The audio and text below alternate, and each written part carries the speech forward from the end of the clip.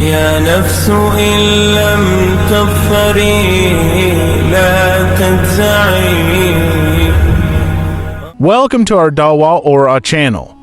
Today, we'll uncover the origins of Christianity, focusing on the concept of the Messiah and the foundational teachings of Jesus. Did early followers like Peter, James, and John teach salvation through Jesus' blood? Or did they see him as fulfilling Jewish law? We'll also explore Paul's influence, the Qur'anic insights, and some important discussions on the interpretation of verses in the Bible that suggest Jesus' divinity. This is all part of uncovering truth to help others understand the teachings of Moses, Jesus, and Muhammad, who all preached monotheism. The Jewish expectation of the Messiah, the Jewish concept of the Messiah or Mashiach, was deeply rooted in Old Testament prophecy. Many Jews expected a liberating leader who would establish peace and justice. Prophecies like Isaiah 9:6-7 and Micah 5:2 to describe a ruler, and some saw Jesus as fulfilling this. However, unlike the prophesied conqueror, Jesus preached peace, love, and humility, which confused those expecting a more nationalistic Messiah. These expectations of a Messiah were rooted in the idea of a powerful, earthly king, not the humble servant that Jesus portrayed. Jesus' teachings and fulfillment of prophecy. Jesus taught compassion, forgiveness, and a new understanding of God's law. In Matthew 5:17, he says, "Do not think that I have come to abolish the law or the prophets. I have not come to abolish them, but to fulfill them." Jesus, by his own admission, did not come to replace the law, but to fulfill its deeper meaning.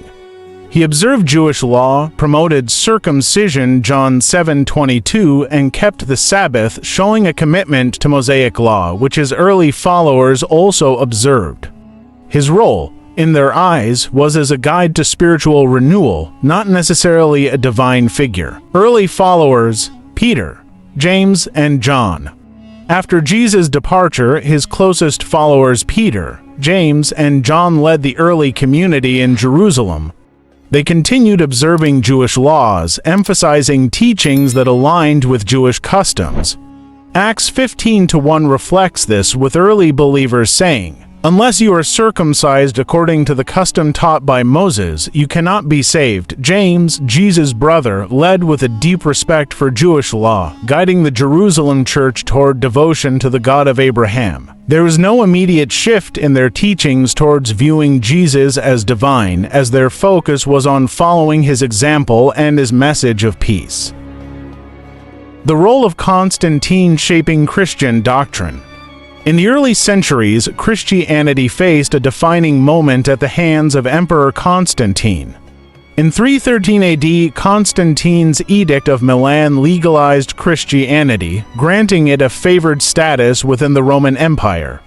This shift was pivotal in transforming Christianity from a persecuted sect into a powerful institution. Constantine convened the First Council of Nicaea in 325 AD, where the doctrine of the Trinity was formalized. This council aimed to resolve disputes over the nature of Jesus, with a focus on affirming his divinity, which had become a central theological debate. Constantine's role did not stop at political recognition. He heavily influenced Christian doctrine, seeking to unify the diverse Christian beliefs under a single, imperial vision. The decisions made at the Council of Nicaea, particularly the affirmation of Jesus' divinity, became foundational for the Christian Church. By supporting the belief that Jesus was both fully divine and fully human, Constantine helped establish the framework for the future of Christianity. The evolution of divinity, interpretation, and translation in biblical verses.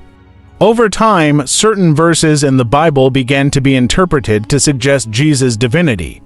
One of the most cited verses is John 1:1, which says, "In the beginning was the Word, and the Word was with God, and the Word was God." This verse, combined with others like John 10:30, where Jesus says, "I and the Father are one," and Matthew 28-19, where Jesus is mentioned in a triune formula, became foundational for the belief in Jesus' divinity. However, these interpretations have not been universally accepted. Many scholars point out that these verses may have been subject to translation issues, misinterpretation, or even later additions and fabrications.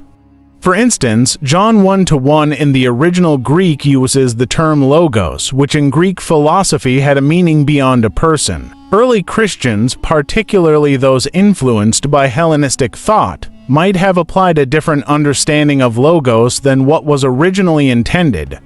Over time, through translations and the theological debates that followed, these passages were understood as references to Jesus' divine nature. Other passages that suggest Jesus' divinity, such as Philippians 2:6, where Paul writes that Jesus was in very nature God, were not necessarily clear in the earliest Christian teachings. These ideas developed and were solidified through the debates in early councils, such as the Council of Nicaea, where the concept of the Trinity was formally established. The question remains, are these verses truly speaking of Jesus as divine, or were they interpreted through the lens of evolving theological views? Paul's influence, salvation through Jesus' blood and faith. Paul's teachings marked a turning point. Emphasizing faith in Jesus' resurrection and salvation through Jesus' blood, he downplayed Jewish law's importance. In Romans 3:25, Paul states God presented Christ as a sacrifice of atonement through the shedding of his blood to be received by faith. This statement points to salvation being achieved through faith in Jesus' death and resurrection, not through adherence to Jewish law. Paul further distanced Christian practice from Jewish traditions.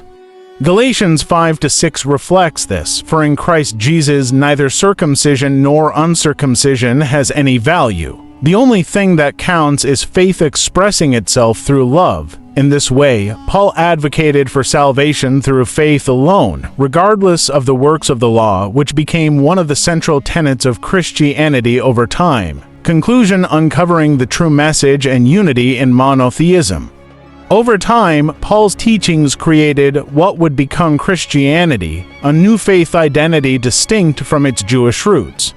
The Quran, centuries later, reaffirms monotheism and the call of prophets like Moses, Jesus, and Muhammad to worship one God. Surah Al-Ma'idah 5-72 states, "They do blaspheme who say, Allah is Christ the Son of Mary.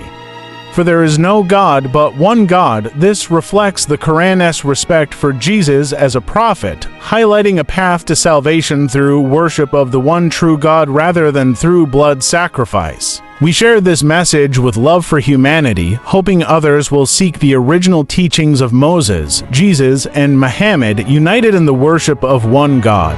Thank you for watching. If you found this video enlightening, please like, subscribe, and share your thoughts in the comments.